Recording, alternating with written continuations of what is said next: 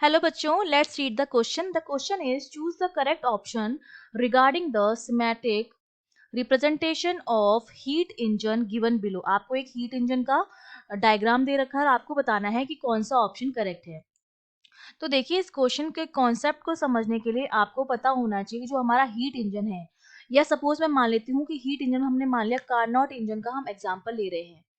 ठीक है, Carnot engine का एग्जाम्पल ले रहे हैं। तो कार्नोट इंजन किस तरह से काम करता है, इसमें एक तो आपके पास होता है सोर्स, ठीक है, दूसरा आपके पास होता है सिंक।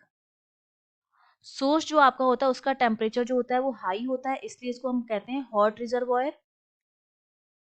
सिंक का टेम्परेचर जो होता है वो लो होता है और इसलिए इसको हम कहते हैं कोल्ड रिजर्वॉयर। ठीक है, अब ये किस तरह से काम करता है, ये जो सोर्स होता है वो क्या करता है, जो वर्क यहाँ पर हमारा होता है वर्किंग सब्सटेंस। ठीक है, यहाँ पर हमारा वर्किंग सब्सटेंस होता है या जिसमें हम गैस लेते हैं, ये हमारा पास सब्सटेंस है। ये सब्सटेंस क्या करता है, इस सोर्स से हीट लेता है। अब सपोज हमने मान लिया Q1 हीट ली है, इस हीट लेकर कुछ काम करेगा ये। हमने मान लिया सपोज इसने W वर्क डन किया है। अब जितने हीट का इसने वर्क डन किया है, तो जो हीट बचती है वो ये डाल देता है सिंक में। ठीक है, सपोज हमने मान लिया कि W वर्क डन करने के बाद Q2 हीट बची थी वो हमने इसमें डाल दी है। तो टोटल हीट Q1 थी, जिसमें से दो काम हुए, एक तो वर्क डन भी हुआ प्लस बची हुई जो हीट है वो हमने किस में डाल दी, सिंक में डाल दी। तो यहाँ से अगर मैं W की वैल्यू निकालूं तो वो मेरी कितनी आ जाएगी, Q1 माइनस Q2 आ जाती है। तो वर्क डन कितना होता है इस केस में, Q1 माइनस Q2। ठीक है, अब क्या होता है अगर मैं एफिशिएंसी की बात करूं, तो एफिशिएंसी जो मेरी होती है वो होती है work done upon heat absorb by the substance.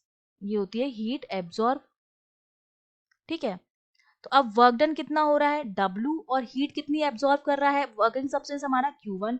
तो ये हमारी किसके बराबर हो जाती है, नीटा जो होता है मेरा W अपॉन Q1 के बराबर आ जाता है। मतलब हीट एब्जॉर्ब की इनवर्सली प्रोपोर्शनल है। तो अगर मैं Q1 को इंक्रीज करूं तो मेरा जो एफिशिएंसी है वो क्या हो जाएगी, डिक्रीज हो जाएगी, है ना। अब हम चेक करते हैं हमारे ऑप्शंस।